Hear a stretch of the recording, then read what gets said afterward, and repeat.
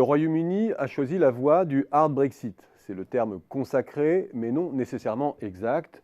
Disons plutôt un Brexit net, où le pays ne part pas de l'existant pour l'amender, mais revoit l'ensemble de la copie des droits et devoirs réciproques qu'il entend développer avec l'Union européenne. Là où le Royaume-Uni laisse entrevoir un Brexit dur, c'est lorsqu'il évoque la possibilité de jouer de son pouvoir de nuisance fiscale pour peser sur les termes de la négociation. Mais le Royaume-Uni peut-il vraiment devenir demain un paradis fiscal ? Il faut ici rappeler le contexte financier du Royaume-Uni que l'on oublie trop souvent à force de se focaliser sur la croissance et le chômage. Le Royaume-Uni est d'abord un pays qui connaît un déséquilibre de son commerce extérieur abyssal, puisqu'il approche aujourd'hui 7% de son PIB. C'est considérable, et lorsque l'on prend un abord plus large des échanges avec l'étranger, le déficit des transactions courantes demeure lui-même considérable, de l'ordre de 6% du PIB. C'est un record en Europe. L'excédent important dans les services est en grande partie neutralisé par les fortes sorties de revenus primaires, revenus du travail et du capital liés aux investissements directs au Royaume-Uni, ou secondaires, transferts de revenus des travailleurs immigrés notamment. L'arme de la fiscalité du capital, déjà largement mobilisée par le passé pour renforcer l'attractivité et la compétitivité britannique, a dès lors déjà montré ses limites. Elle nourrit les entrées de capitaux, certes, mais elle induit des sorties de revenus considérables également. Pensez ensuite que l'arme fiscale est susceptible de retenir les entreprises financières ou de modifier leur plan d'investissement laisse dubitatif.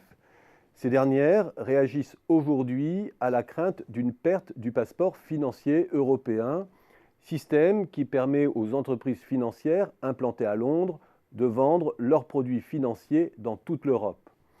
Or, dans le cas d'espèce, la fiscalité ne peut pallier un frein d'activité qui est d'ordre réglementaire.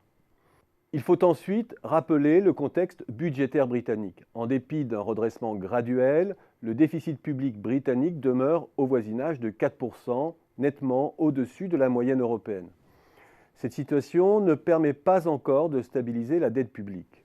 Cette dernière frôle aujourd'hui les 90%, précisément parce que le gouvernement Cameron a déjà largement utilisé l'arme de la baisse de la fiscalité pour relancer son économie.